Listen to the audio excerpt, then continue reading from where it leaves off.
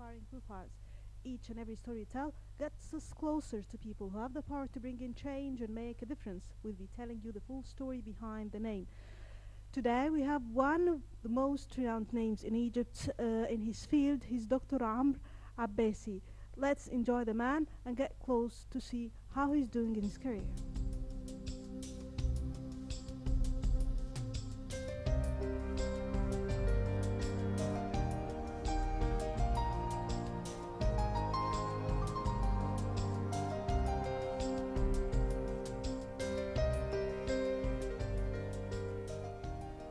This week in Story of Success, we catch up with Dr. Abbasi, one of the young Egyptian doctors. He leaves you with a sense that his field seemingly with kind of inexhaustible energy. A big factor in his story is that he constantly sought to push boundaries that defines his world. His success story is built on the foundation of devotion. This is Story of Success for this week.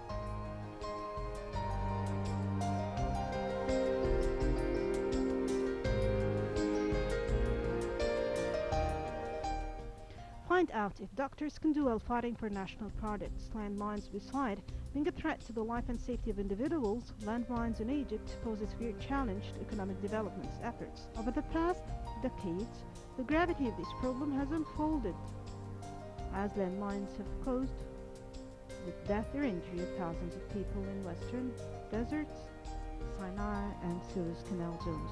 In addition, landmines have disrupted economic development efforts in these parts of the country. Still, this problem will look graver if we recall the fact that of all countries of the world, Egypt is most afflicted by landmines. He was a part of a medical caravan to Sidi Barani.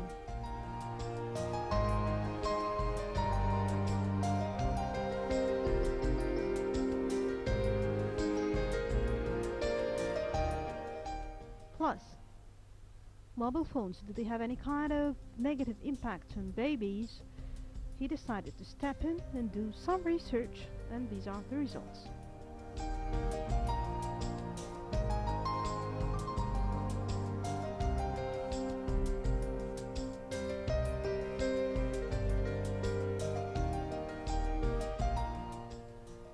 Also, infertility raises its head both for men and women alike.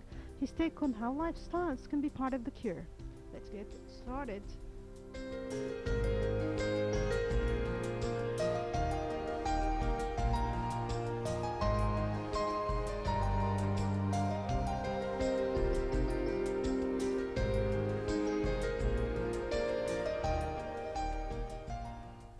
We're now here in the National Research Center, and you have an important research about the effects of electromagnetic waves of the cellular phone on pregnancy. Tell us more about that, please.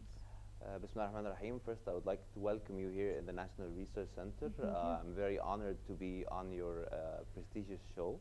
It's a great honor for me to be on this show. Thank you very much. Regarding my research on the effect of electromagnetic waves on pregnant women, this was a research that was conducted here in the National Research Center in collaboration with Asr Aini Cairo University. You supervised this research? Yes, I did this research by myself and with the help of other colleagues. And we were experimenting the effect of the mobile phone. This is one of the very famous questions that the patients come to us, and they start asking us, is there an effect of mobile phones during my pregnancy? Is it safe to use the mobile phone during the pregnancy? For you to give a very accurate answer to the patient, you have to be supplemented, or you have to be evidence-based. We did this research, and we tried to use the mobile phones for 5 minutes, and we asked the women to report to us the baby's movements, and we had a special device called a CTG connected to the women, and we were trying to investigate if there were any significant changes in the fetal heartbeat during the mobile phones. The hearts of the fetus. It does not affect. This is what the research have shown, that then there's during no relationship between the mobiles and that there is no short-term impact on the women. But after we did this research, other researchers in Norway, they were very interested in the idea, and they started following up the patients when these babies became about 6 years old and started going to school, and they started to observe if these babies or these children had any behavioral changes, and they actually found that there are significant behavioral changes on the long term. Our study was on the short term, and this was later on continued in other countries abroad, and they found that there might be changes in the longer So we're term. notifying pregnant women to take care Yes, from be careful. themselves. Also, you participated in Rotaract Medical Caravan for providing medical services for the victims of the landmines. Mhm. In Sidi Barani, what's the importance of that? This was a medical caravan that was conducted by a very famous group, and they were trying. There's a place called Sidi Barani. It's a place between Libya and Egypt. This place had landmines from the World War, and there was a lot of victims from these mines, and some of them they lost limbs. They lost their legs, they lost their hands, and they were providing them artificial limbs, okay, through donations. And we were also treating the women in these urban areas because they do not get the adequate medical services that they require. So we were trying to get medications and start employing doctors and start putting them there to help the people, to help their suffering, to stop the diseases that they could undertake at this area. Okay, as well, you attended actively in a UN model as delegate of France in the International Atomic Energy. Tell us more about this. This was actually during my medical school when I was still a student. There was a very nice event that was held by the American University in Cairo. They did a model of the United Nations, and in this model, it's represented by different categories. One of them is the International Atomic Energy Agency. And I was the delegate of France at this time, and you start to discuss the political issues, and you start to get a grasp of the different policies of the different countries.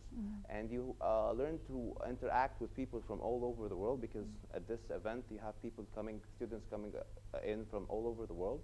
It gives you an experience in trying to deal with different cultures and different backgrounds, and trying to grasp the different, always important to know how people abroad are thinking about and to know their policies. But it was a very interesting experience.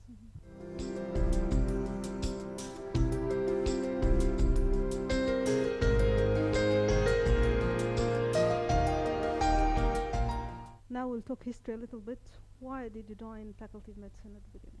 Okay, at first, when I finished my IGCSE, which is the English diploma in my English education, I was really intending to go into computer science.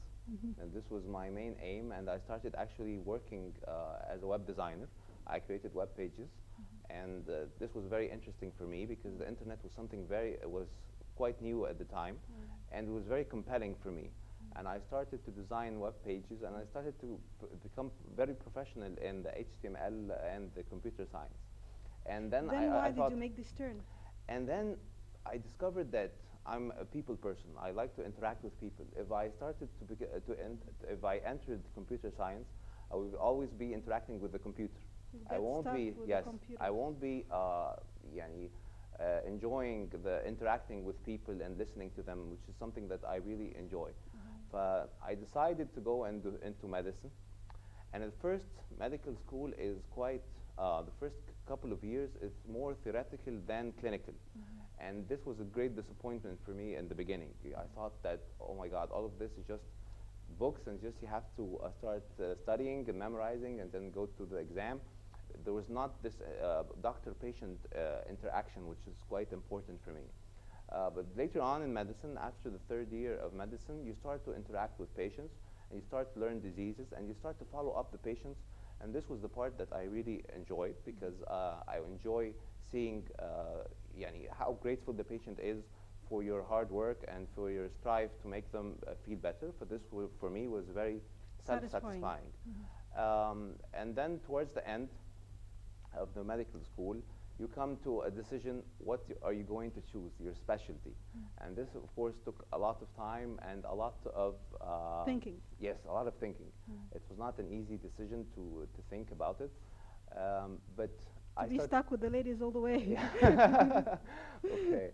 The main reason I chose gynecology and obstetrics as my profession Because first of all, it's a very happy branch. You see the people always smiling, always Birth. very satisfied with you. So it's not a very depressing.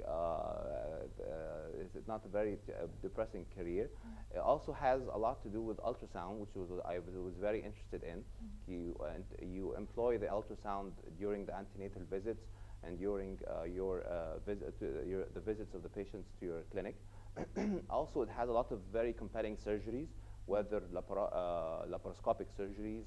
This is surgery using very fine instruments inside the abdominal cavity and dealing with the tissues, handling with the laparoscopy, or endoscopy as hysteroscopy, which is entering through the cervical canal into the uterine cavity. And all of this was very compelling to me. A branch that has a lot of surgery, it has a lot of ultrasound. It's the mood of the branch is quite cheerful. So this for me was quite a compelling career. You attended many seminars and, of course, you did many researches on the infertility of men and women. Tell us more about that. Okay, infertility is one of the problems facing all over the world, and it is increasing. The incidence of infertility is about 10%. What are the figures worldwide and in Egypt? Yes, in Egypt it's about 10 to 20%.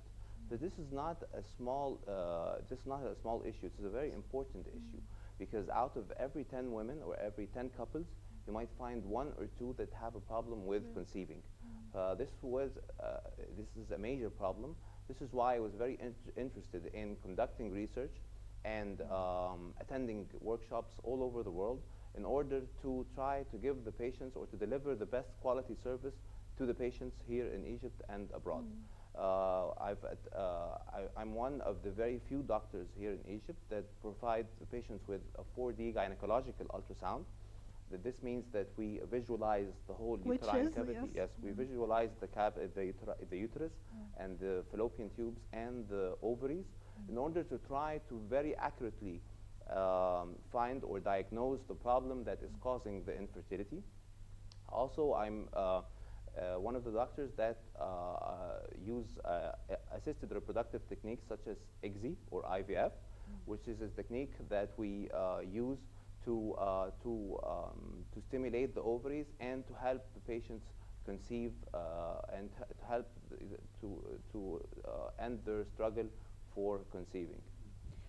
You have a very special viewpoint here on the lifestyle and how it affects the fertility of persons, either men and women. One of the things that I'm very interested in, how the lifestyle can affect the fertility. One of the problems here in Egypt now is obesity. Obesity is becoming a national problem, and we are one of the countries that are put as one of the countries that have a population that is obese or overweight. And this can have a tremendous effect or have a very bad effect on the fertility, because obese women, they tend to have a lower fertility rate. They tend to have hormonal disturbances, which could affect their fertility. So I'm very interested in the impact of fertility, and I wrote a lot of articles on the impact of fertility